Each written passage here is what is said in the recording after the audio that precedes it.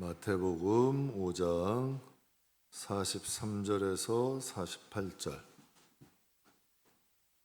마태복음 5장 43절에서 48절까지의 말씀입니다. 우리 다 찾으셨으면 우리 함께 봉독하겠습니다. 또 내 이웃을 사랑하고 내 원수를 미워하라 하였다는 것을 너희가 들었으나 나는 너희에게 이르노니 원수를 사랑하며 너희를 박해하는 자를 위하여 기도하라. 이같이 한즉 하늘에 계신 너희 아버지의 아들이 되리니 이는 하나님이 그 해를 악인과 선인에게 비추시며 비를 의로운 자와 불의한 자에게 내려주심이라. 너희가 너희를 사랑하는 자를 사랑하며 무슨 상이 있으리요? 세리가 이같이 아니하느냐? 또 너희가 너희 형제에게만 무난하면 남보다 더한 것이 무엇이냐? 이방인들도 이같이 하느니라. 그러므로 하늘에 계신 너희 아버지의 온전하심 같이 너희도 온전하라. 아멘. 오늘 본문 말씀을 보면 선명하게 보이는 것이 세상의 법이 보이고 하나님의 법이 보입니다. 그러니까 하나님께서 예수님이 말씀하시는 거죠. 마지막 제절에 하늘에 계신 너희 아버지 같이 온전해라. 땅에서 사는 익숙한 세상 사람이 아니라 하나님의 말씀과 법에 익숙해지는, 좀 변해가는, 좀 성장해가는 저와 여러분들에게 주의 이름으로 축복합니다. 주님의 보혈은 지우개 역할을 하죠. 우리의 죄를 다 지워버리죠. 그럼 새롭게 써야죠. 하나님 말씀으로 지어져 가야죠. 그래서 이 주일날 말씀드리는 거에 성전 건축해야 됩니다. 깨끗이 지우시고 말씀과 성령 안에서 아름다운 성전으로 건축해 가시길 주의 이름으로 축복합니다. 목회하다 보면 이제 딜레마에 빠질 때가 있어요. 참 곤란해요. 예수를 잘못 믿는 분들이 간혹 계세요. 근데 그것이 초신자면 괜찮은데 중진이에요. 신앙생활 오래 한 분이야. 목소리가 큰 분이야. 참 그런 분이 또 신앙생활을 잘못 배우신 거예요. 꼭 운전으로 얘기하면 멀쩡한 차 가지고 난폭 운전하는 것 같아. 아무거나 막 난폭 운전을 빵빵거리고 다니는 것처럼 신앙생활을 잘못 배워도 한참 잘못 배우신 거죠. 성경에 분명히 미움은 뭐라 그랬어요? 살인이라 그랬어요. 정죄하면 너희를 정죄하신댔어요. 불법은 믿지 않는 자와 같다 했어요. 당짓는 것 사형에 해당된다 그랬어요. 분명히 하나님 말씀하셨거든. 그러니까 이거는 뭐 죄에 해도 되고 안 해도 되는 문제가 아니라 구원의 문제를 말씀하시는 거예요. 천국 못 갈 수도 있다고 말씀하시는 거죠. 그런데 두려움 없이 행동하는 분들을 봐요. 근데 참 그거 어떻게 해야 될지 모르겠어요. 근데 자칭 예수는 잘 믿는다고 해요. 그러니까 참 곤란한 거죠. 딜레마에 빠지는 거예요. 일도 잘해. 그런데 또 뭐 예수를 믿은 지도 오래되셨어. 그런데 그거는 좀 잘못된 행동이야. 예수를 잘못 믿어도 첫 단추부터 잘못 낀 거예요. 또 어떤 분들은 하나님의 일을 하는데 자신이 하고 싶은 일만 해요. 하기 싫은 건 안 하는 거죠. 그렇다면 하나님의 일은 성령의 감동으로 해야 돼요? 내 감정으로 해야 돼요? 하나님의 일은 내 감정으로 하는 게 아니에요. 내가 하고 싶으면 하고 하기 싫으면 안 하는 게 아니라 성령의 감동이 정말 내가 하기 싫을 때도 있어요. 그래도 해야 되는 거예요. 하나님의 일은. 그래서 벳세메스에서는 자기 새끼 처음 낳았어요. 젖 물리던 소야. 그런데 사명을 하나님이 짐승에게도 주시니까 어떻게 돼요? 울면서 사명의 자리로 가잖아요. 그래서 진짜 하나님의 일은 좀 자존심 상하고 남이 나를 좀 핍박하고 남이 뭐라 하고 상관없이 하나님 보고 진짜 해야 진짜 하나님 일이고 하나님 앞에 쌓여지는 일이죠. 그래서 성경에 보게 되면 하나님은 목회 서신에 좋은 일꾼이 어떤 사람이 좋은 일꾼이냐, 이걸 이제 디모데전서는 목회 서신이잖아요. 거기에 이렇게 말씀을 하세요. 디모데전서 4장에 보면 우리 같이 한번 읽겠습니다. 내가 이것으로 형제를 깨우치면 내가 따르는 좋은 교훈으로 양육을 받으리라. 망령되고 허탄한 신화를 버리고 경건에 이르도록 내 자신을 연단하라. 육체의 연단은 약간의 유익이 있으나 경건은 범사에 유익하니 금생과 내생의 약속이 있느니라. 좋은 일꾼은 두 가지를 해야 된대요. 첫 번째, 망령된 것을 버리게 해야 된대요. 그럼 망령된 것이 뭐냐? 좀 쉽게 얘기하자고요. 경건의 반대가 되는 게 망령된 거래요. 경건은 하나님이 좋아하시는 거예요. 하나님의 성품이에요. 그러니까 하나님이 싫어하시는 것, 하나님의 성품과 맞지 않는 것은 버리라는 거예요. 미움이 맞아요, 안 맞아요? 다툼이 맞아요, 안 맞아요? 째려보는 게 맞아요, 안 맞아요? 안 만든다는 얘기니까 그냥 단순하게 얘기하자고요. 이 마음에 부글부글하고 수근수근하고 와서 여러분 뒤에서 앞에서 못할 말은 뒤에서도 하지 말아야 되는 거예요. 그게 맞는 거 아니에요. 그 하나님의 성품과 맞지 않는 거는 버리게 하래요. 경건은 하나님의 성품과 맞는 거고 망령되고 허탄한 것들은 망령된 건 하나님의 성품과 맞지 않는 거예요. 그래서 오늘 본문 그대로인 거예요. 이방인들이 하는 행동이 있고 하나님의 자녀들이 하는 행동이 있대. 그러니까 이방인들이 하는 것은 버리고 하나님의 자녀들이 하는 행동을 하라는 거죠. 그 허탄한 신화는 뭐냐? 어리석은 이야기야.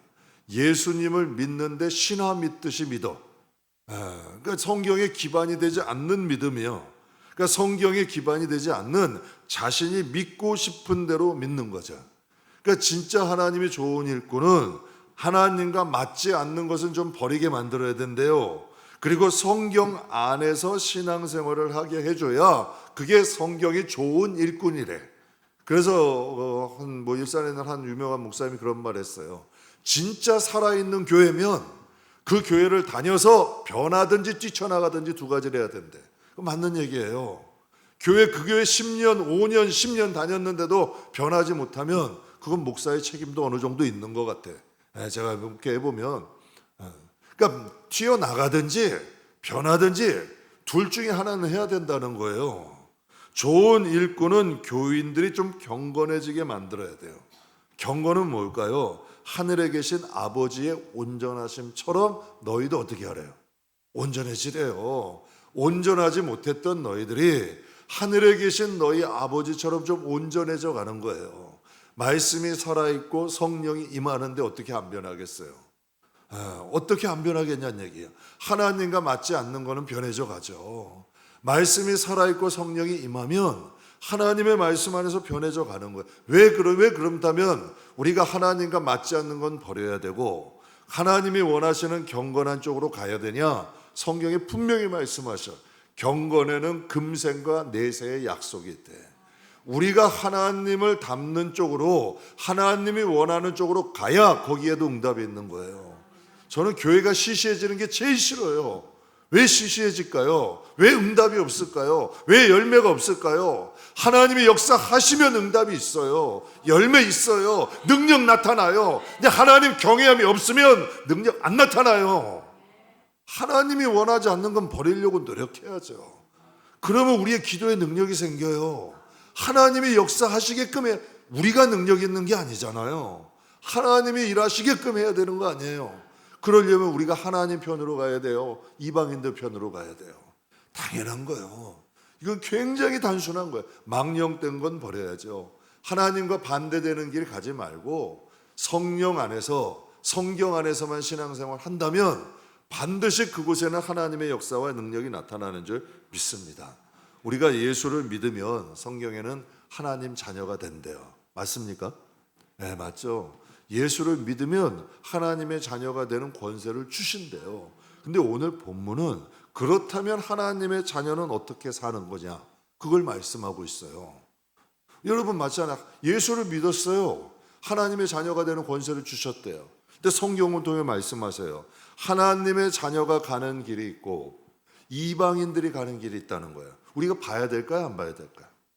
봐야죠. 제가 새벽에 빛의 사자들이여 불렀어요. 빛의 사자들이여 어서가 신나게 불렀어요 새벽에. 그래서 한번 질문을 했어요. 여러분에겐 빛이 나오십니까? 빛이 나와, 이거 당연한 거 아니에요. 빛의 사자들이요, 신나게 여러분 뭐 곡조에 따라서 찬양 부르면 끝이에요? 우리 안에 빛이 있냐는 얘기예요.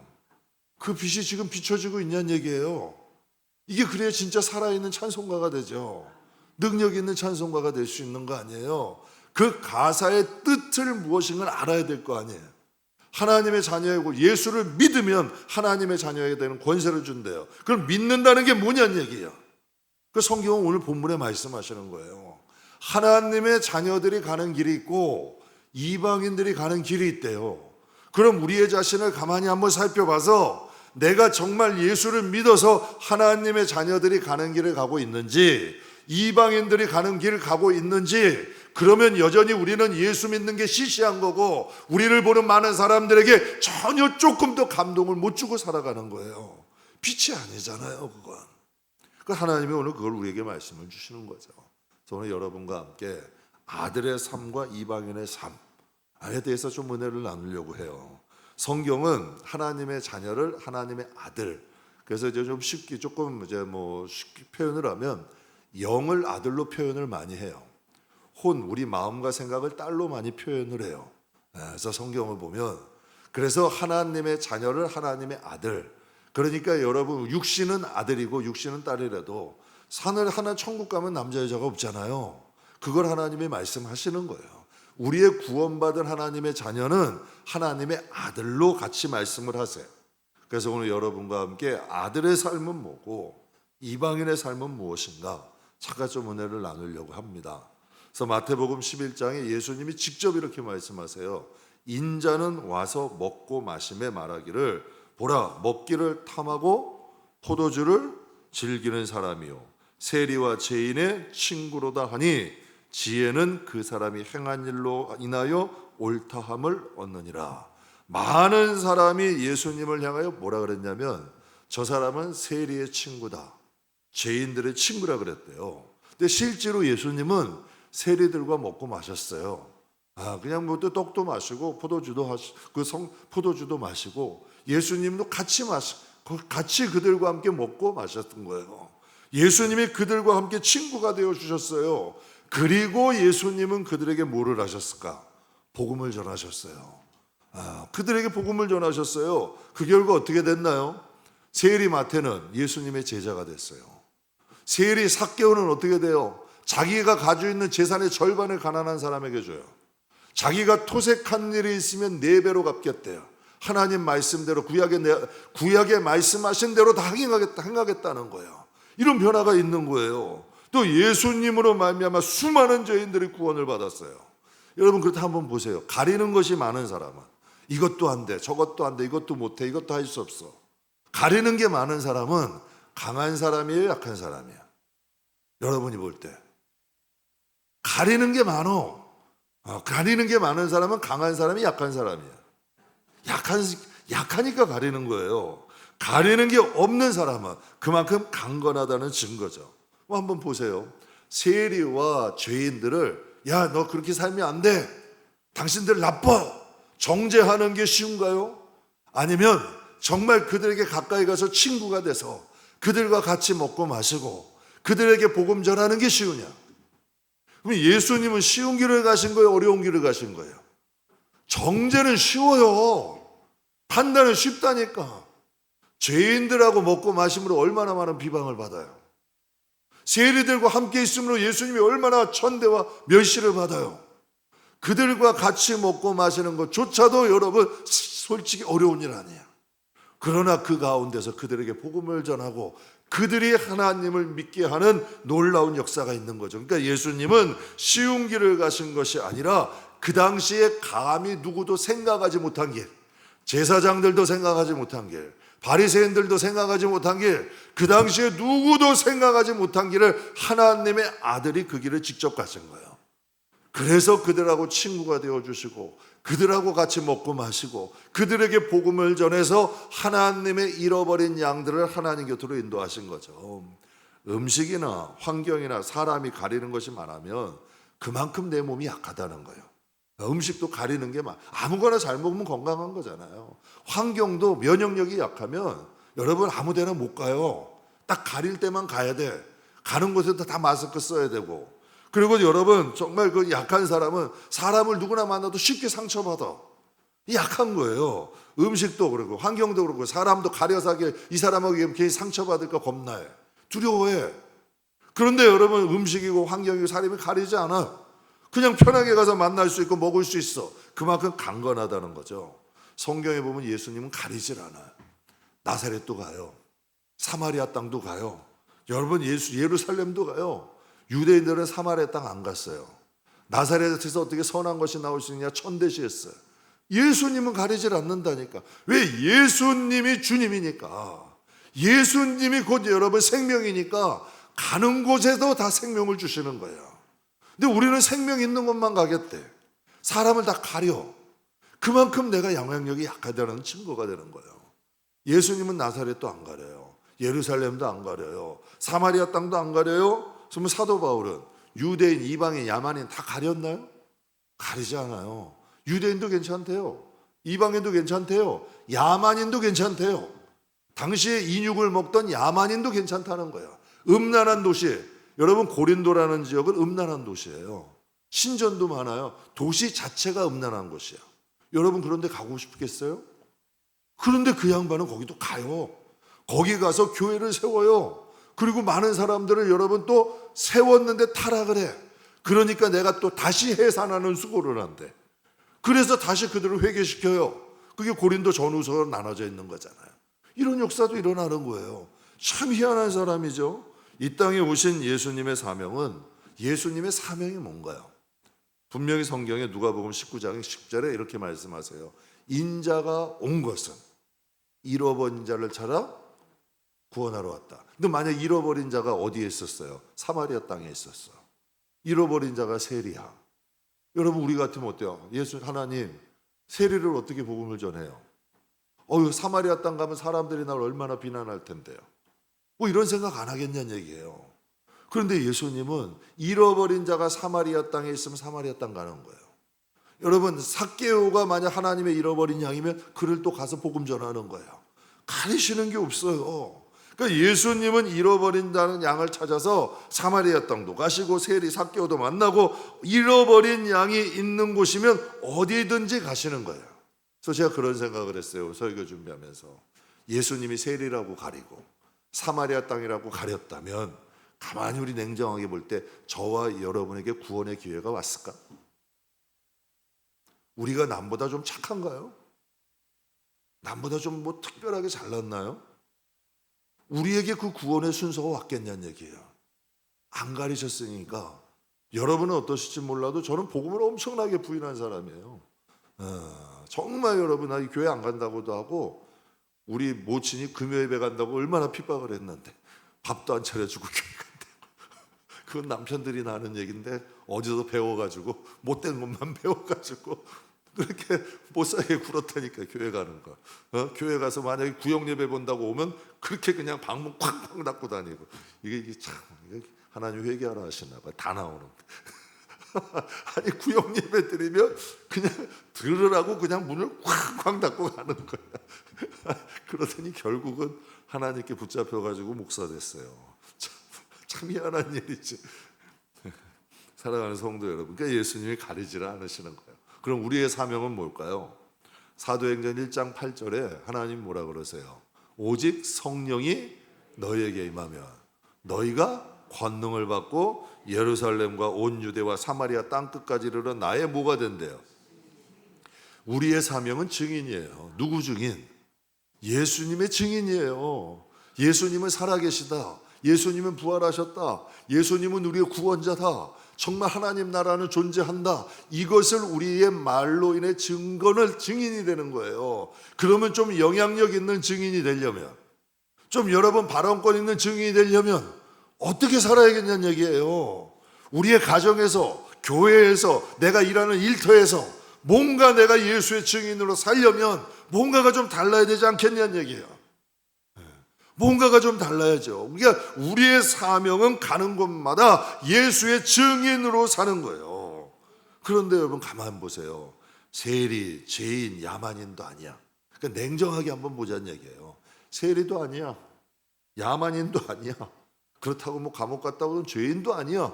그런데 같은 교회의 교인들조차도 마음에 품지 못한다면 이건 약해도 너무 약한 거잖아요. 가만 한번 생각해 보세요. 그냥 우리가 선교지에 가서 우리 이세안의 선교사님처럼 투르키예 같은데 정말 거기 힘들어요. 정말 낯선 땅에 가가지고 복음 모르는 사람들에게 복음 전하는 것도 아니잖아요.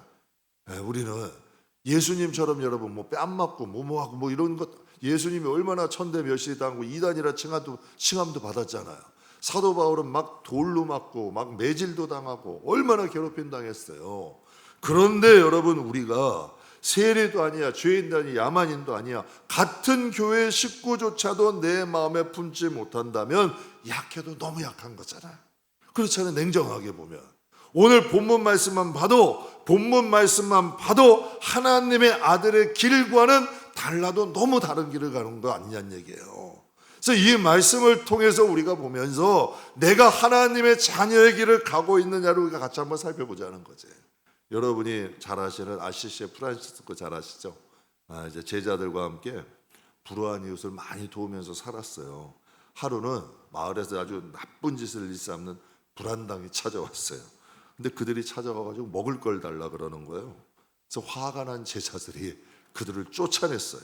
막 씩씩거리면서 감히 여기가 어디라고 말썽만 부린 놈들이 와가지고 빵을 달라 그래요 하면서 쫓아낸 거예요. 근데 이제 샌프란시스코가 외출을 하고 돌아온 거예요. 돌아와서 자초지정을 다 들은 다음에 제자들에게 얘기했어요. 빨리 빵을 준비해서 그 불안당들에게 음식을 갖다 주고 와라.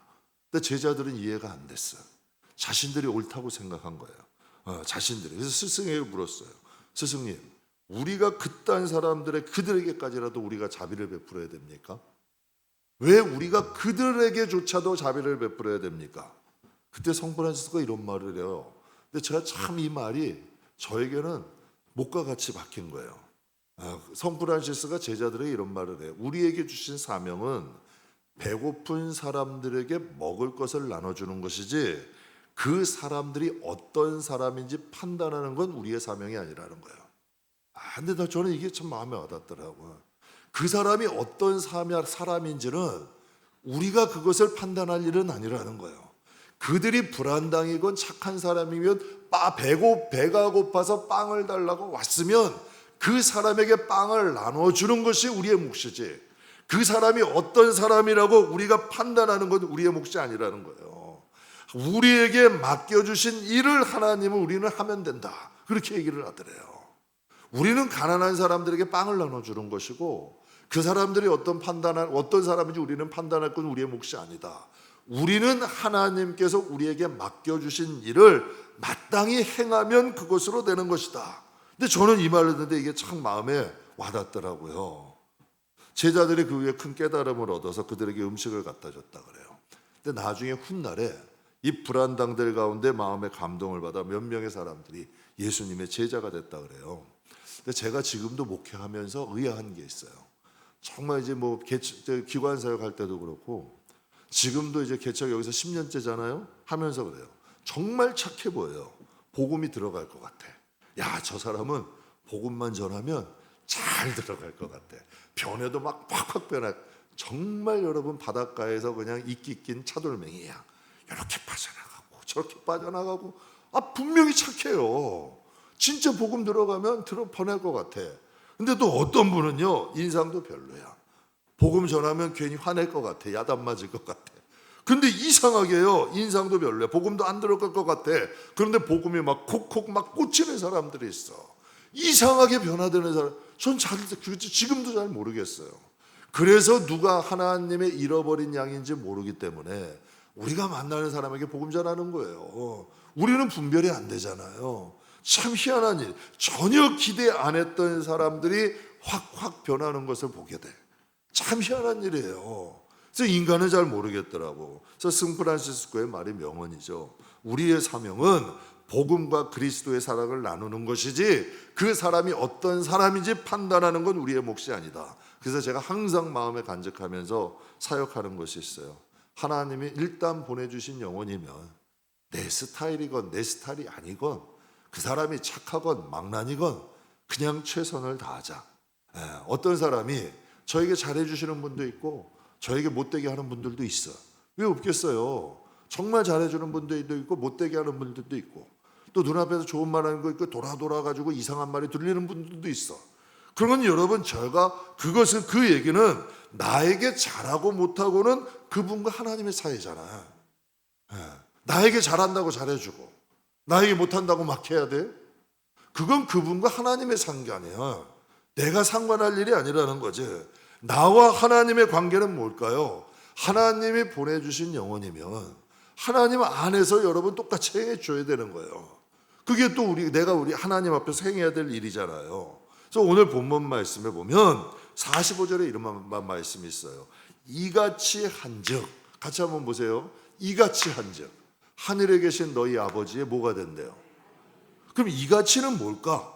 이게 중요하잖아요. 이같이 하면 너희가 하늘에 계신 너희 아버지의 아들이 된대요. 그러니까 하나님의 독생자인 예수님도 사람 가리셨어요? 안 가리셨어요? 가리셨어요? 안 가리셨어요? 환경 가리셨어요? 안 가리셨어요? 하나님의 뜻이라면 여러분, 그곳이 어느 곳이든지 가셨죠. 예수님은 십자가상에서도 그 옆에 있는 강도도 구원하고 가셨어요. 그것도 하나님의 뜻일 거 아니에요. 하나님의 뜻일 거 아니에요. 그래서 마지막에 그 강도 구원하시고 마지막에 뭐라 그러셔요? 다 이루었다고 말씀하셔요. 다 이루었다고 말씀하시고 가셨잖아요. 그럼 본문 말씀에 하나님의 아들의 삶은 어떤 삶인지, 이같이 한즉 하늘에 계신 너희 아버지 아들 된다. 여기서 이같이가 나온다는 얘기야. 이같이가 뭐냐면 43절 44절 같이 한번 읽겠습니다. 또 내 이웃을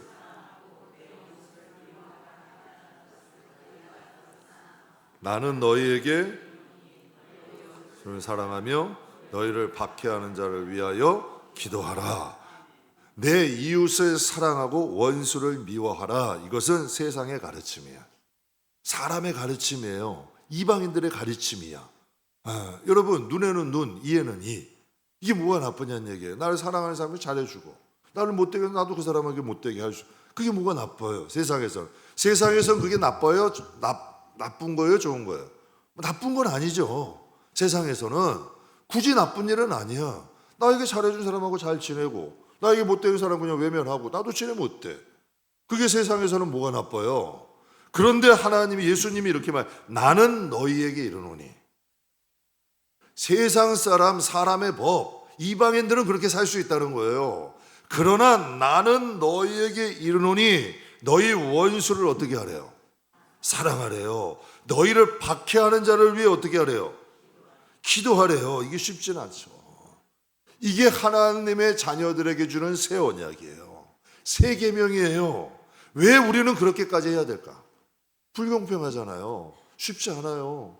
여러분, 사람이 웃는 얼굴엔 침묵 뱉는다고, 여러분, 그리고 또 그렇게 함부로 하는 사람들 앞에 여러분 웃는다는 거 쉽지 않은 얘기예요. 정말 쉽지 않은 얘기예요. 그런데 왜 원수도 사랑하려고 노력해야 될까? 왜 여러분 박해하는 자를 위해서도 저 사람들을 위해서 또 기도해야 될까? 이거 참 여러분 힘든 일 아니에요. 왜 우리가 그렇게까지 해야 되냐는 얘기예요. 왜 우리가 그렇게까지? 왜 성프란시스코의 제자들처럼 왜 그렇게까지 우리가 하려고 노력을 해야 되냐는 얘기야. 46절 47절에 이렇게 말씀하세요. 너희가 너희를 사랑하는 자를 사랑하면 무슨 상이 있으리요? 세리도 이같이 아니하느냐? 또 너희가 너희 형제에게만 무난하면 남보다 더한 것이 무엇이냐? 이방인들도 그같이 행하지 아니하냐? 세리도 사랑하는 자를 사랑한다는 거예요. 이방인들도 형제들에게 무난한다는 거예요. 너희가 너희를 사랑하는 자만 사랑하고 형제에게만 무난한다면 이방인보다 나을 게 뭐가 있냐요? 하나님이 우리에게 말씀하시는 거예요. 그리고 너희에게 무슨 상이 있겠느냐는 거예요. 무슨 그들에게 상이 있겠냐는 얘기예요. 그런 사람들에게는 하나님이 주시는 상이 없다는 거죠. 하나님이 주신 상이 없대. 그렇다면 그 상이 무엇일까? 하나님이 우리에게 주시는 상이 뭐냐는 얘기예요. 45절에 이렇게 말씀하세요. 이같이 한즉 하늘에 계신 너희 아버지의 뭐가 된다? 아들이 되리니.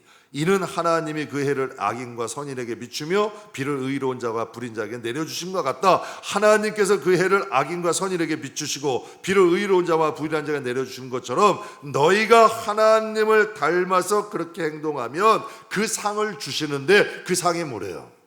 하나님의 아들이 되게 하신다고 말씀하시는 거예요. 그럼 가만히 한번 보세요. 사랑하는 자만 사랑하고 형제에게만 무난하면 그거는 여러분 이방인들의 삶이에요. 그런데 우리를 여러분 또 그렇게, 이건 이방인들의 삶이에요. 근데 그렇게 하지 않고 우리를 원수에게도 좀 사랑하려고 노력하고, 좀 여러분 우리에게를 좀 박해하는 자에게를 위해서도 기도하려고 노력하면, 이거 정말 재미없는 일이에요. 그러나 하나님은 말씀은 너희가 하나님의 아들이 되게 하신다는 거예요. 이건 우리의 선택이에요. 저는 그렇게 생각해요. 우리에게 주신 기회예요. 하나님이 우리에게 주시는 기회예요. 사랑하는 자만 사랑하고 형제에게 무난한 사람은 이방인도 다른 타종교에서도 여러분 다 많아요. 그러나 원수들 위해서라도 좀 기도하고 박해하는 자를 위해서라도 그들의 영혼을 위해서 기도할 수 있을 때 하나님의 시선은 어디 머물겠냐는 얘기예요. 하나님이 상을 주신대요. 무슨 상? 너희가 하나님의 아들이 되게 하는 상을 주신대요. 그럼 예수님의 십자가는 강압이에요? 예수님의 선택이에요? 예수님의 십자가는 하나님이 강압으로 하신 거예요? 아니면 예수님의 선택이에요? 선택이에요. 그럼 십자가는 저주예요? 영광이에요? 신앙생활도 똑같다니까요.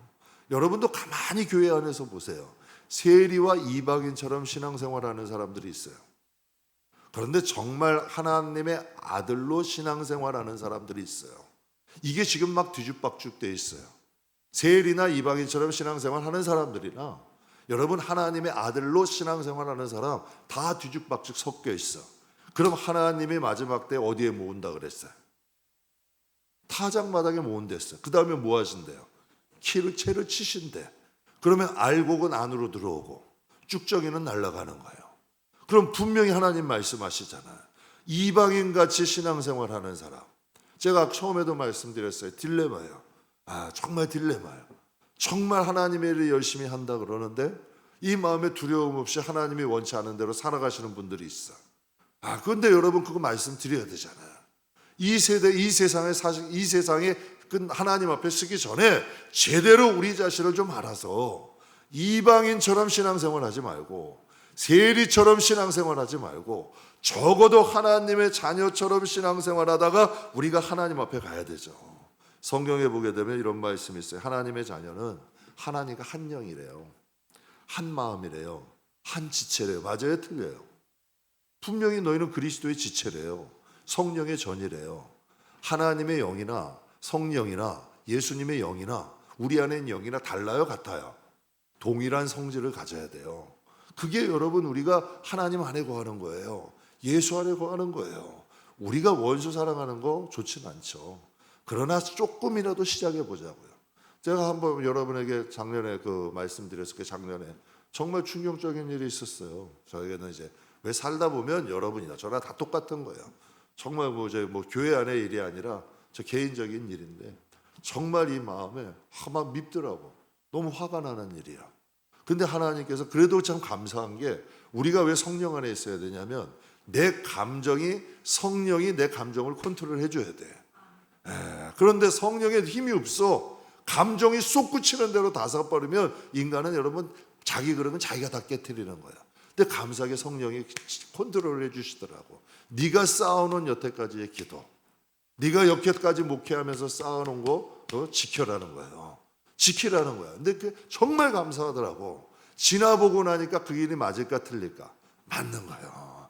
그걸로 컨트롤이 돼야 되는 거예요. 하나님이 다스려줘야 되는 거죠. 그러니까 우리가 하나님의 한 영이야, 한 지체야, 한 생명이 된다면 당연히 하나님께서 그 원수를 심판하는 분, 전쟁은 하나님께 있는 거예요. 그들을 위해서 좀 기도해주고 그들의 영혼이 비록 나에게는 못되게 했지만 그래도 그들이 천국 갈 수 있게 기도한다면 하나님이 여러분의 영혼과 가정을 선대하실까 안 하실까? 하신다는 거예요. 그게 하나님의 아들이 되는 거고 하나님이 복을 주시는 방법이야. 내가 원수 잡을 거 내 마음대로 다 갚고 내가 좋고 싫고 내 마음대로 다 표현하고 살아가면 하나님이 하실 게 없잖아. 하나님이 하실 게 없잖아요. 가만히 한번 보세요. 하나님이 내 편이 되어주시고 하나님께 뭔가 국률을 있고 하나님이 뭔가 은혜 주실 길을 우리가 가야죠. 당연히 하나님의 자녀는 예수님이 가신 길을 가야죠. 성령이 가신 길을 가야죠. 예수님은 이 땅에서 심판하실 능력이 있다 그랬어요. 분명히 천사들 내려서 불을 내리기도 하실 권한이 있대. 그러나 예수님이 이 땅에 오셔서 하신 일은 복음 전하시는 일이에요. 십자가 지시는 길이에요. 그러니까 당신의 뜻을 행하러 오신 거예요. 그럼 우리가 이 세상에서 살 일은 뭐냐? 증인되는 거예요. 그렇다면 여러분 보세요. 여러분에게 참 잘해. 한번 보면 맨날 미소 지어주고 맨날 여러분 좋은 거 있으면 갖다 주고 그들에게만 여러분 하나님은 좋은 분이에요. 예수님은 좋은 분이에요. 자기들끼리만 좋으면 뭐하냐는 얘기야. 거기만 증인되면 뭐하냐고. 조금 나에게 못되게 하고 조금 나에게 조금 거슬려도 교회 안에서부터 실천하고 연습해보자는 거죠. 한번 해보자는 거죠. 그럴 때 하나님께서 기뻐하지 않으시겠냐고. 내가 변해요. 일단 제가 오늘도 말씀드렸어요. 솔로몬에게 특징이 뭐죠? 새벽 예배 때도 말씀드렸어요. 솔로몬에게 하나님 주신 복이 뭐예요? 지혜, 또 총명, 명철 하나님 주셨어요. 그런데요, 가만히 제가 한번 보세요. 마음이 좁은 사람에게 지혜가 담길 수 있어요, 없어요?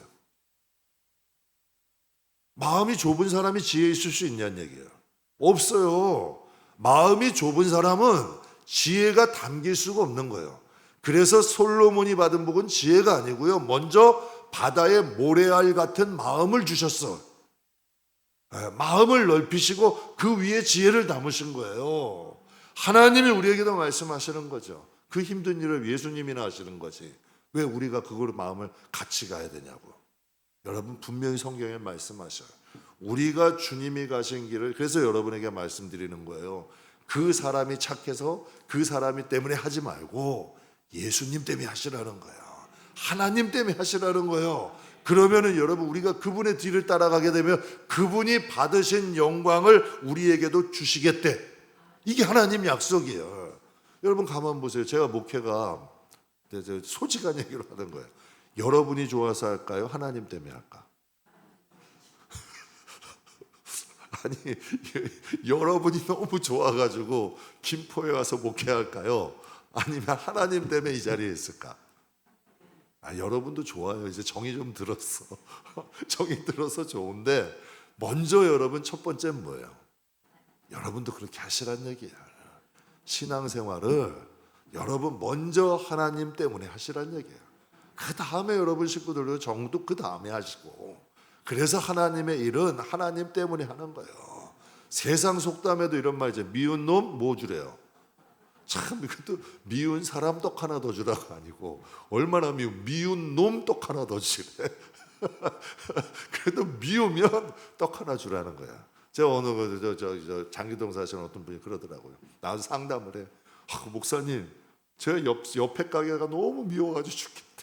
차만 조금만 이렇게 잘못돼도 막 뭐라 그러고. 그래서 제가 그랬어요. 계속 그렇게 살면 누구 손해냐고. 먼저 차 빼주고 거기 할 거 먼저 해주라고. 뭐 옛날 뭐 탈무드에 나온 얘기도 있잖아요. 자꾸 밑에 있는 논이 두 개가 있었는데 자꾸 그 논에 있는 물 자꾸 뺏어가 가지고 하루는 막 다툼이 나니까 그 랍비에게 갔더니 그런 일 있대잖아요. 그 상대방의 논 먼저 채워주고 다음에 너네 좀 채우라고. 그러면 나중에 이 사람이 변해서 오히려 잘할 거라는 얘기야. 근데 그게 맞아요, 틀려요? 그래서 제가 그랬어요. 거기서 원하는 걸 먼저 해주라고. 거기서 살아가지고 원수 지고 살아봤자 여러분 그 가게만 손해인 거 아니야. 마찬가지인 거예요. 그냥 단순한 거예요. 하나님 때문에 우리가 그 길을 좀 가면 하나님이 채워주실까 안 채워주실까? 채워주신다니까. 이게 하나님의 자녀. 왜? 우리는 하나님의 아들이 됐으니까.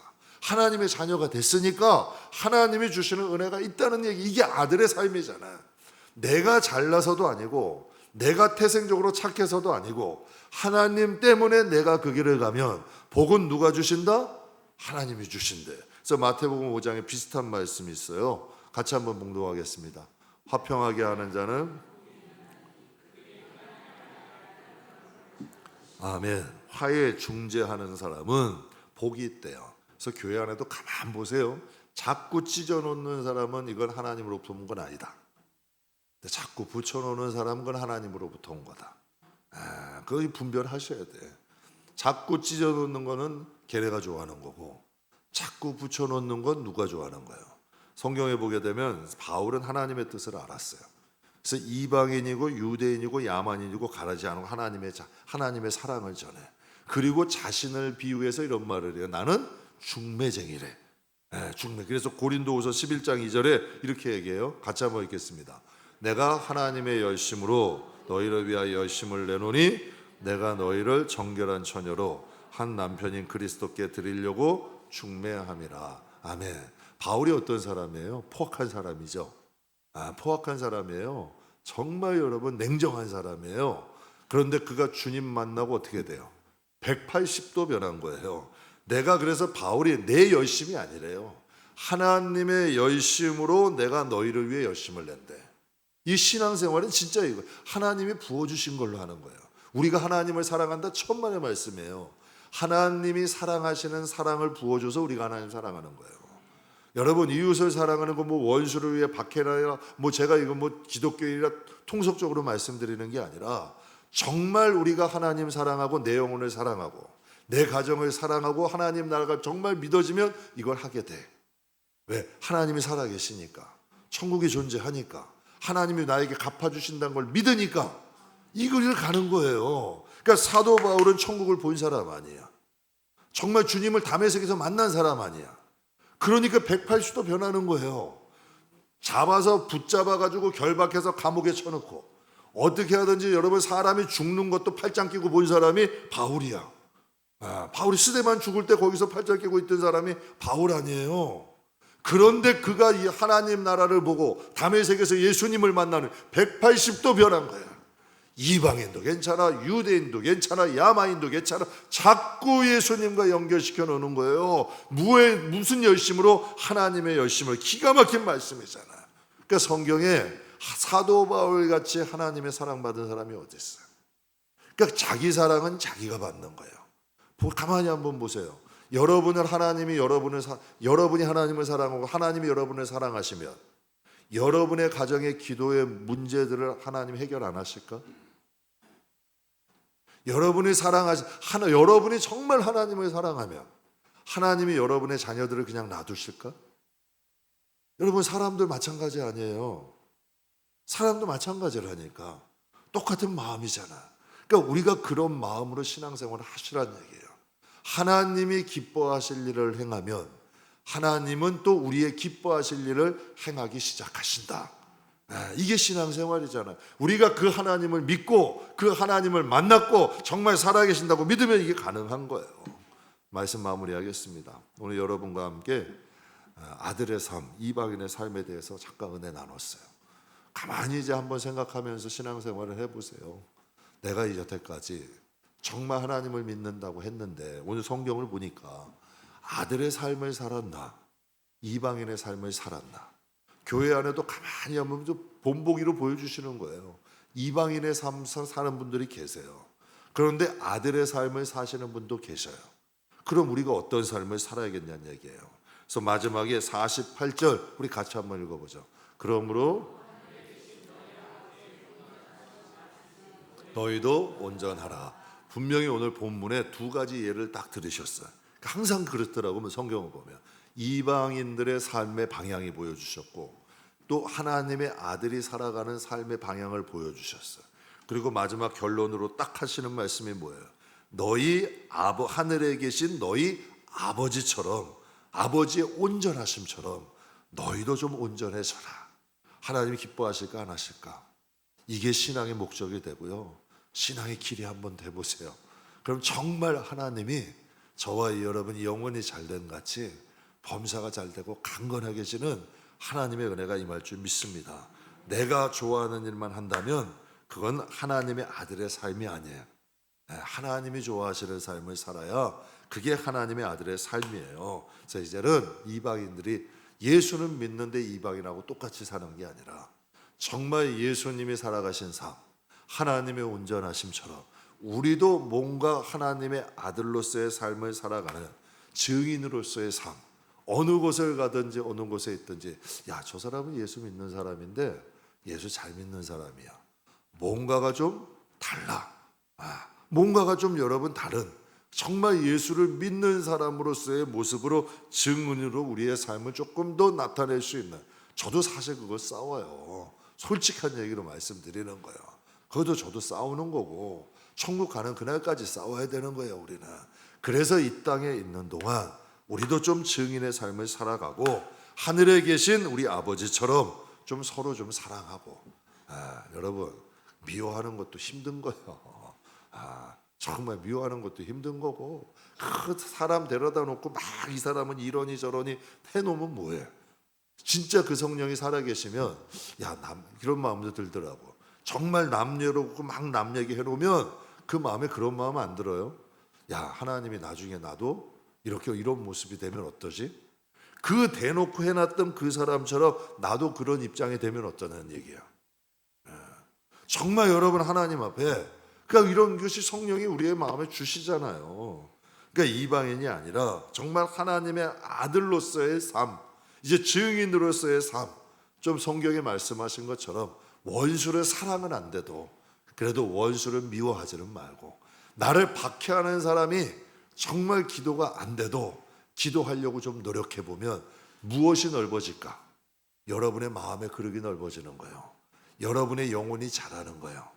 자란 자리에 뭐가 있을까? 넓어진 그릇에 뭘 부어주실까? 그러니까 항상 여러분 우리의 신앙을 이런 마음으로 돌아보므로 하나님의 온전하심처럼 우리도 뭔가 조금 온전해져 가고 변화하고 성장한 모습으로 하나님 앞에 씁시다. 그냥 날 것 그대로 천국 가서 하나님 배우지 말고 뭔가 좀 다듬어지고 뭔가 좀 변해지고 열매 맺어지고 뭔가 좀 변화된 모습으로 우리가 함께 하나님 앞에 쓸 수 있는 아들의 삶을 살아감으로 그 은혜를 누리며 살아가는 저와 여러분들이 다 되시길 주님의 이름으로 축복합니다. 기도하겠습니다.